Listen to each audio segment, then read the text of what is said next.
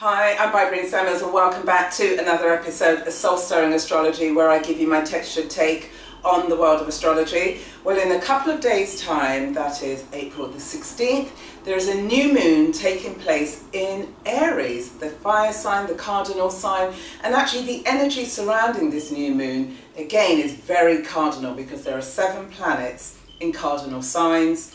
So in terms of Aries, we have the Sun and the Moon, obviously, as well as Uranus and Mercury. We have Venus in the 2nd house, and she's in her own sign, one of the signs she rules, i.e. Taurus. And she's opposing Jupiter in Scorpio in the 8th house. And so we've got this new energy of birthing, and then there's this overlay of Venusian energy, because Venus also makes a sextile to Neptune and a trine to Pluto. So we've got action and assertiveness versus, or is it versus, maybe it's a continuum, or leading to this sense of care and indulgence, but it could be to your detriment. So let's deal with what's going on in Aries. So Uranus is at 28 degrees, so it's just about to leave to move into Taurus, where there's going to be big disruptive changes, certainly in terms of resources. But while it's currently in Aries, with this new moon, there's a sense of you're trying to birth this new identity that needs to be grounded. And the reason being is because the Sun and the Moon are at 26 degrees, which is reflective of Taurian energy. So you're birthing this new identity that you're taking seriously, you're grounding it. It's like you can literally touch it and feel it. And once you've birthed it, and then you have the opportunity to show your distinctiveness because of Uranus at 28 degrees. You also have Mercury at 4 degrees of Aries, and it has just gone direct, having spent some time being retrograde. So now at 4 degrees you've given consideration to how you're going to articulate your point of view and your ideas, and as much as Mercury is in Aries, there's this directness, but you can couch it in a way where there's sensitivity to it, because it's at 4 degrees, which is reflective of the moon and the moon energies and emotionality. So you can communicate an emotional message in a direct way, but also in a comforting way. So there's this real urge and desire, because there's so much cardinal energy, that you've got to take action. With 7 planets in cardinal signs, you'd rather be in action as opposed to being bored. And that's where we've got this sense of Venus opposing Jupiter. So this is a signature of overindulgence. It could be excessiveness. There could also be this prima donna element. There's a sense that you expect other people to take care of you, that they are at your beck and call. So you need to be very mindful that you don't abuse your power by assuming everybody's there for your beck and call. So there is a sense, and there's a time when one needs to take their foot off the accelerator, but you could overdo it with this energy of Jupiter and Venus. So be mindful of that. Now Jupiter forms a sextile to Pluto, which is also tied in with this opposition with Venus. And so with Jupiter and Pluto in sextile, there is this real sense that you're rising to regenerate your thoughts, your ideas, your higher mind, your ideals, your principles and your philosophies. And there's great power around that, because you've got Jupiter in the 8th house in Scorpio, which is the sign that Pluto rules. So there's this deep sense and call for regeneration. And with Jupiter and Pluto together, you could actually be stepping into a position of leadership where you're using your wisdom, having transformed your thoughts, and by using your wisdom you can lead others in a direction that's going to be beneficial for everyone involved. So it's a very powerful connection.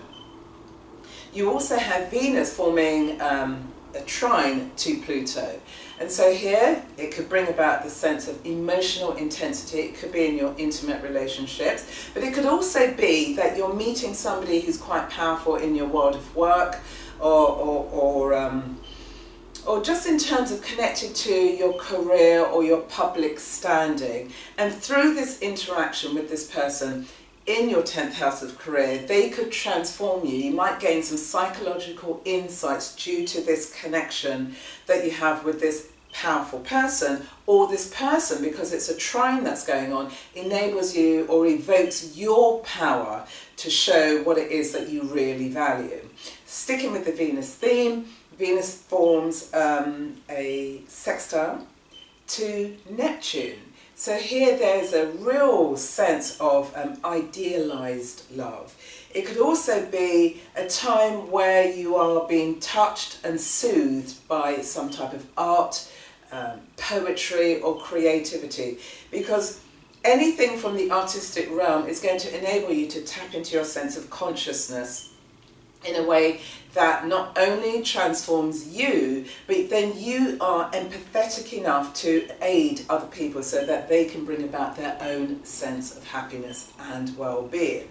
So we've got this real mix that's going on in the skies at the moment in terms of the energetic flow. There's this real cardinal energy, and then there's this sense of potential flow that could lead into you being a little bit too indulgent. So that's a signature for this new moon that takes place in Aries, and which brings me to the quote of the day, which is by Stephen R. Covey.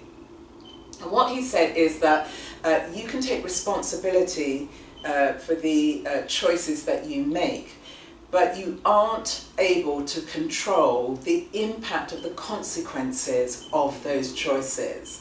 And so what it's doing is reflecting very much the action orientation of Aries and Mars, and then if you don't think about those actions, what the impact will be on other people. So the question of the day is this: how are you going to navigate and handle this sense of action versus indulgence? As always, beautiful people, put your comments and questions relating to this topic in the comment box below. You know I love to connect with you. Feel free to share this video with anybody in your network and like and subscribe to my channel. Also, just a little note in terms of people who reach out to me. You know I love to do that, but some of you really do try to be very cute.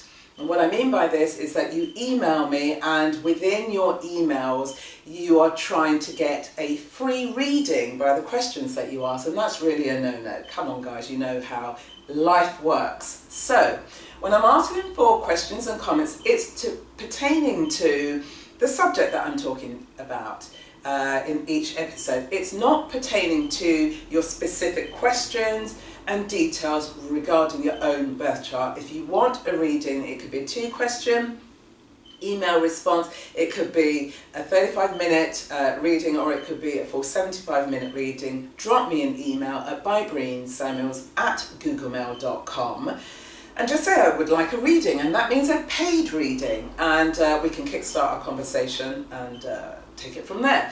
Also, I'm loving the conversations I'm having with all of you regarding the research.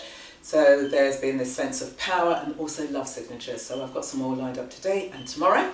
So look forward to connecting with you. So until we connect again, beautiful people, take care and enjoy birthing your new identity with this new moon in Aries on Monday, which is the 16th of April, and that energy then flows out for the next few weeks. So until then, bye.